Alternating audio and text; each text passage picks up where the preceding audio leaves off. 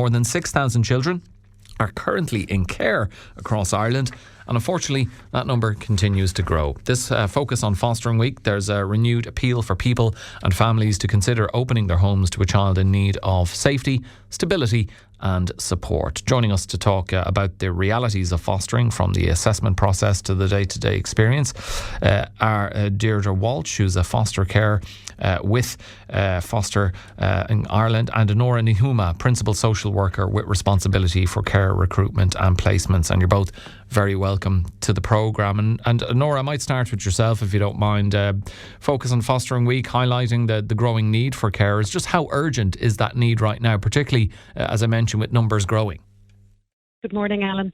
At the moment, there's a huge demand for foster carers. There always has been, but I think with the increase in the cost of housing, I suppose people not having spare bedrooms, I suppose less people have come forward in more recent years. So there's a huge demand for families, but also at the moment there's a huge demand for people to look after younger children, because you need to be at home full time and have more availability. So what I would say is that anybody who'd be interested in fostering, certainly we'd love to talk to them about what their availability might be, what they could offer, because as you noted, there are a huge number of children in care in Ireland, but also children who might be at home in need of a placement or in need of a foster family. And not having somebody available means that a decision may not be made as quickly as it should be for those children to be placed in another family. And Nora, with over 6,000 children in care nationally, is there anything in particular, or is it a number of issues or circumstances that are driving that increase?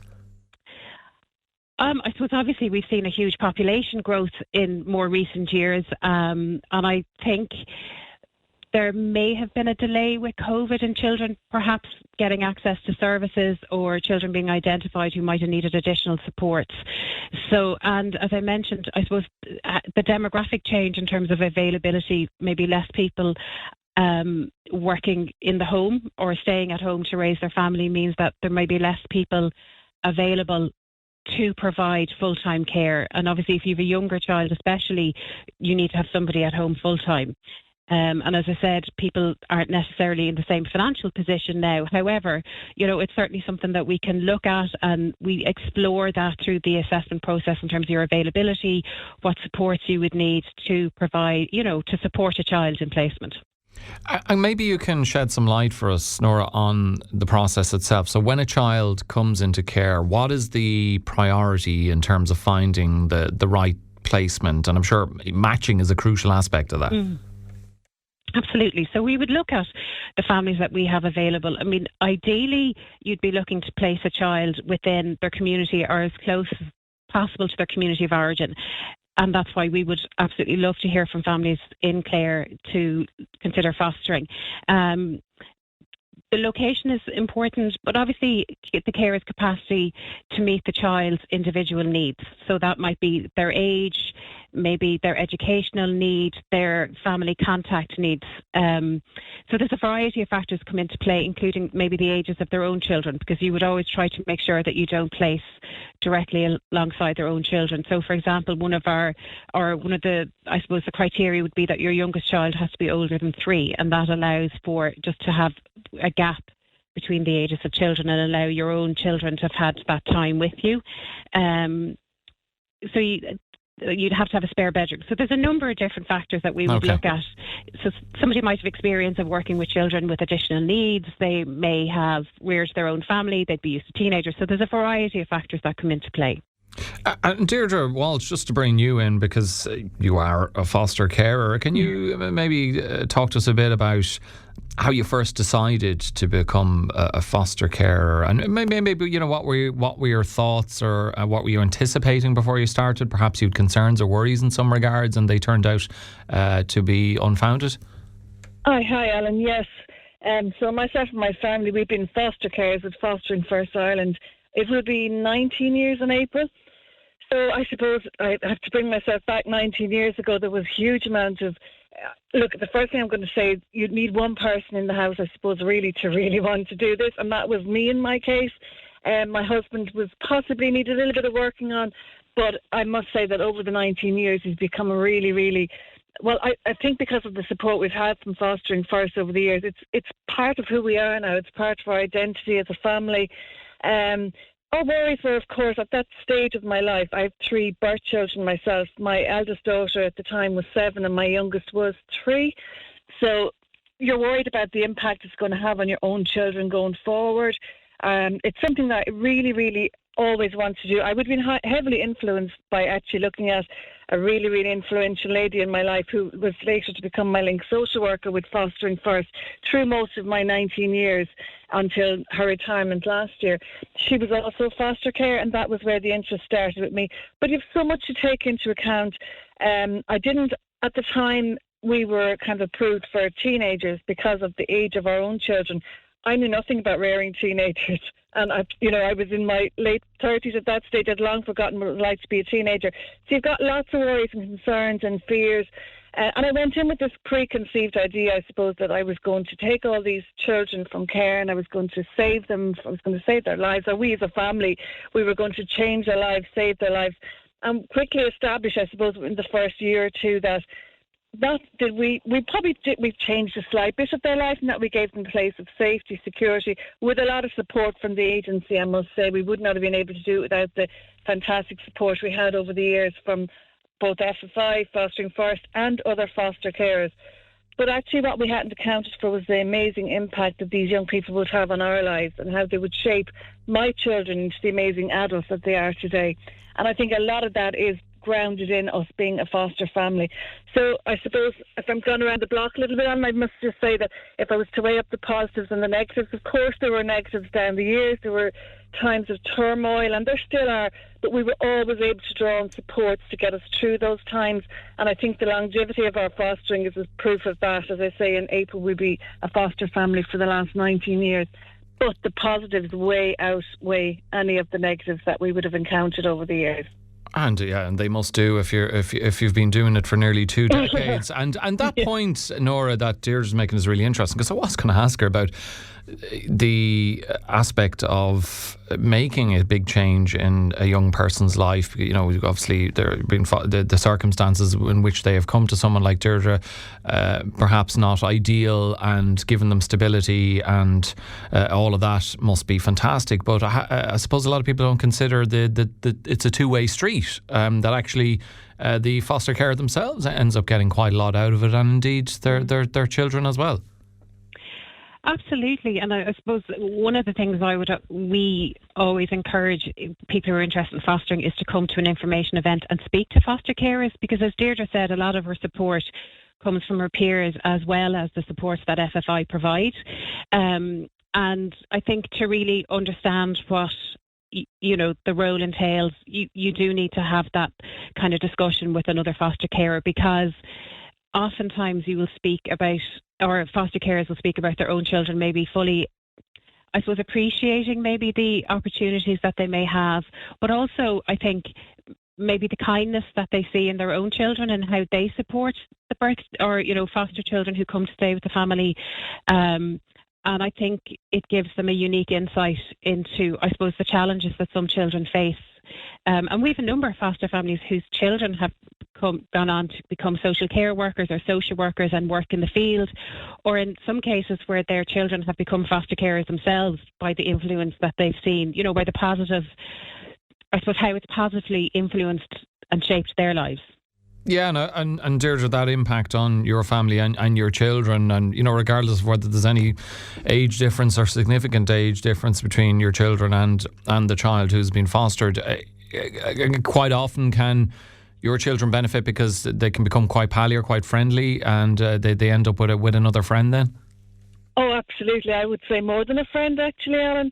And to give an example, so my eldest daughter is now in her career, which is a secondary school teacher. So she hasn't gone down the road of social care or social work, but I often hear in conversations that she brings home from the school a real in-depth understanding of young people in general, which I would attribute to her being part of a family that foster.